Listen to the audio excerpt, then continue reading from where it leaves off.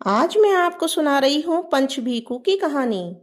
पंचभीखू की कहानी कार्तिक 11 से लेकर के कार्तिक पूर्णिमा तक जो पंचभीखम करते हैं वो रोजाना सुनते हैं। इस कहानी को सुनने वाले को और हुंकारा भरने वाले को और पढ़ने वाले को सभी को भगवान विष्णु की महाकृपा प्राप्त होती है। पंचभीखू की कहानी इसके अनुसार है। एक साहूकार के एक बेटा बहू थे।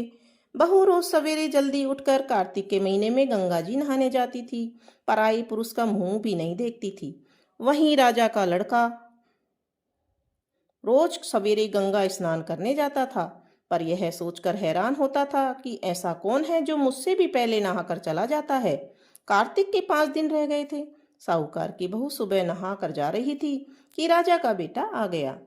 खड़का सुनकर जल्दी जल्दी जाने लगी तो जल्दबाजी में उसकी माला मोचड़ी छूट गई।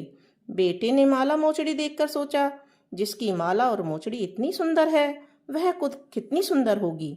अब तो राजा ने सारी नगरी में हेला पड़वा दिया कि यह माला मोचड़ी मेरे पास है। यदि वह 5 दिन मेरे पास आवेगी तो मैं माला और मोचड़ी दे दूंगा। तब बहू ने भी कहलवा दिया कि मैं 5 दिन आऊंगी, पर किसी को साख देने के लिए बिठा देना। राजा ने गंगा जी पर बिछावन करके एक तोते को पिंजरे में टांग कर बैठ गया। बहू आई, पहली पेड़ी पर पैर रखते हुए बोली, हे कार्तिक ठाकुर, हे राय दामोदर, 5 पांडव, छठे नारायण, भीष्म राजा, उम्र पापी को नींद आ जाए। मुझ में सत है तो मेरा सत रखना।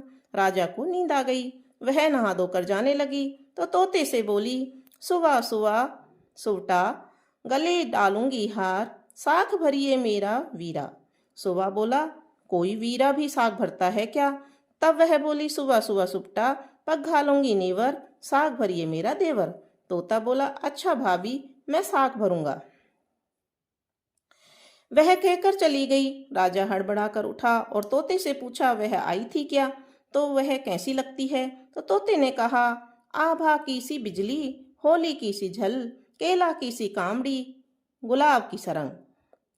राजा ने सोचा, आज मैं उंगली चीर कर बैठ जाऊंगा तो नींद नहीं आएगी।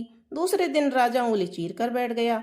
वह आई और जैसे पहले के दिन की तरह प्रार्थना की। राजा को नींद आ गई। वह नहा धोकर जाने लगी और तोते को साख भराई।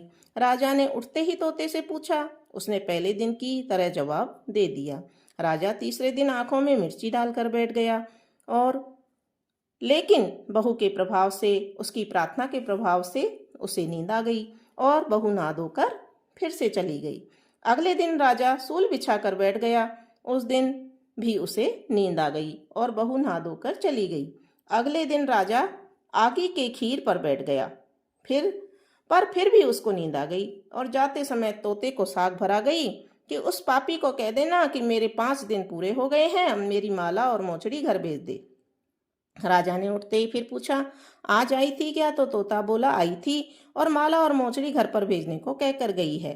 थोड़े दिन बाद राजा के कोढ़ हो गया, त्राही त्राही करने लगा, शरीर में जलन होने लगी। ब्राह्मण को बुलाकर राजा ने पूछा, यह रोग कैसे हो गया? तो ब्राह्मण बोला, आपने किसी पतिव्रता स्त्री पर बुरी नजर डाली है, उसी का प्रभाव है।